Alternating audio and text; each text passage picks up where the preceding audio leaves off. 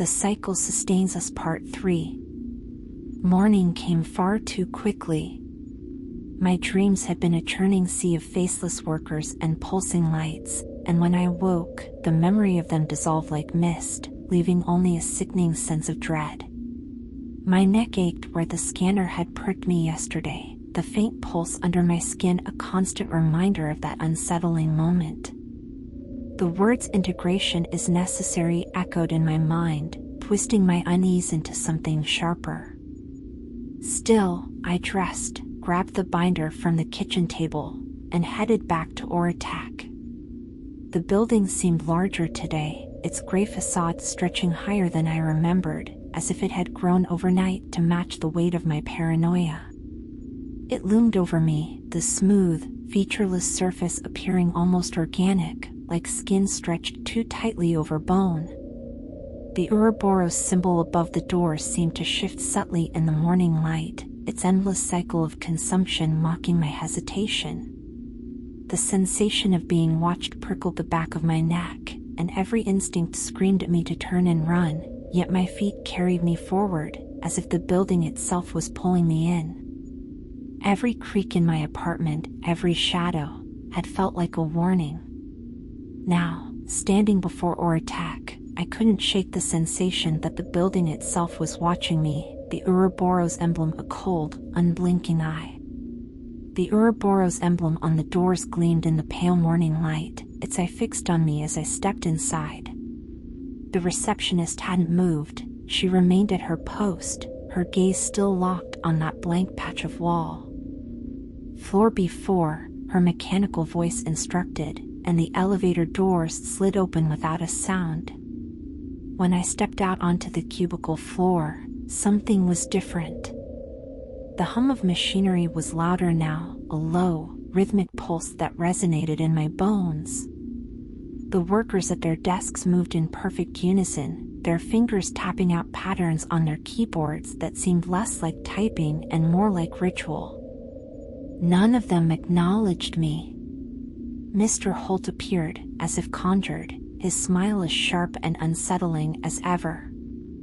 "Emily, welcome back. I trust you're ready for today's integration?"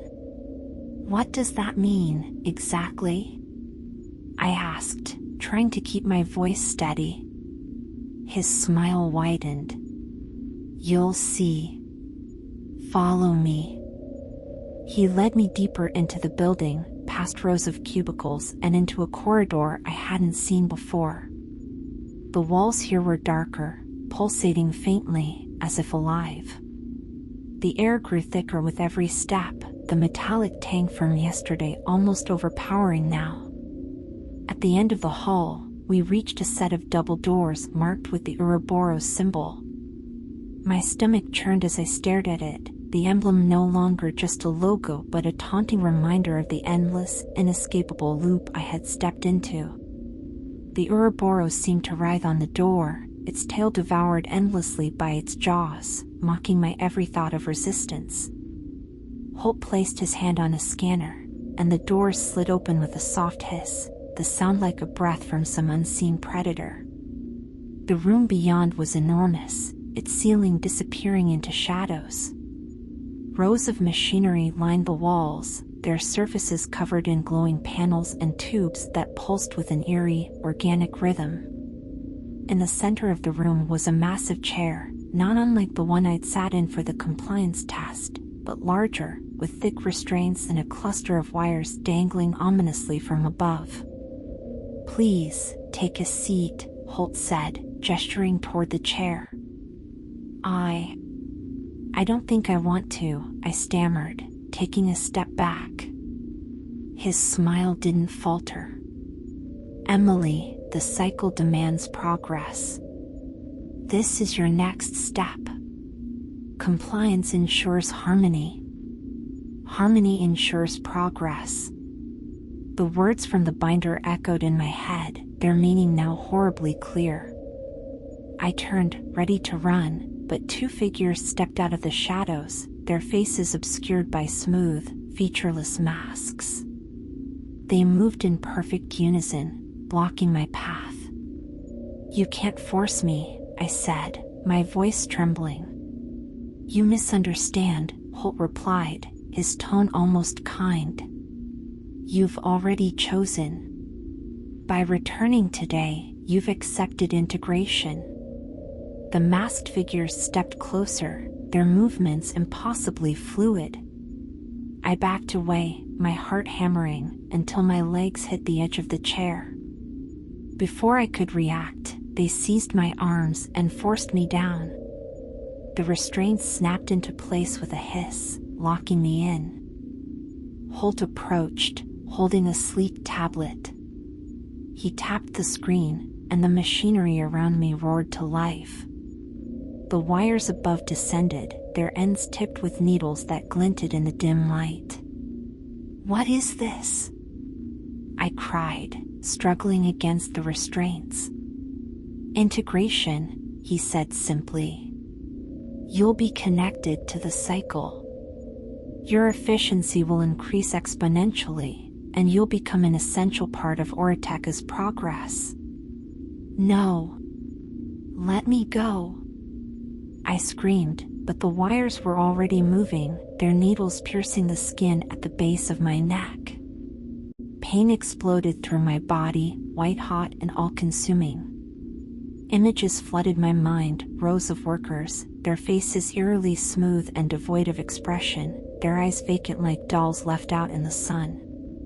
Tubes snaked from their bodies, merging with the pulsating machinery around them, as if their very life force was fueling the endless hum. The air was thick with the acrid scent of burning circuits and something organic, a nauseating combination that made my stomach churn.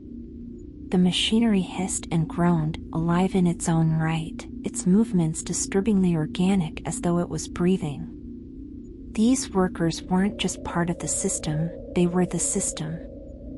I saw the Ouroboros, its body writhing, devouring itself endlessly. The words from the binder echoed louder than ever, the cycle sustains us. Endlessness is efficiency. As the pain subsided, a strange calm began to wash over me. My thoughts slowed, my fear dissolving into a haze of compliance. I felt my fingers begin to move, tapping out patterns on an unseen keyboard, though I was still restrained. The machinery hummed in approval, and Holt's smile widened. Welcome to the cycle, Emily, he said, time lost meaning. I became aware of the others around me, not through sight but through a shared pulse, a rhythm that bound us together. We worked in perfect unison, our movements guided by the cycle. There was no room for doubt, no space for fear. Only progress. But deep within the fog, a fragment of myself remained. A faint whisper that didn't belong to the cycle. Run. It was like a tiny ember buried in ash, fragile yet defiant. The word carried no promise of escape, no roadmap to freedom, but it reminded me that I was still here. Somewhere beneath the layers of compliance and control, a part of me resisted, and for now, that had to be enough. It was small, insignificant against the weight of the machinery, but it was there. That ember of resistance flickered faintly, a reminder of a self that had not yet been extinguished. The Ouroboros tightened its grip, the cycle pulling me deeper into its rhythm, yet the whisper persisted. Each pulse of the machinery felt like it was rewriting me, erasing the edges of who I was, but the ember refused to go out. It was defiance without a plan, hope without direction, and yet it was mine. Somewhere, somehow, I resolved to keep that ember alive. I didn't know if it would grow or if it would fade, but as long as it remained, there was a chance, however small, that I could still break free.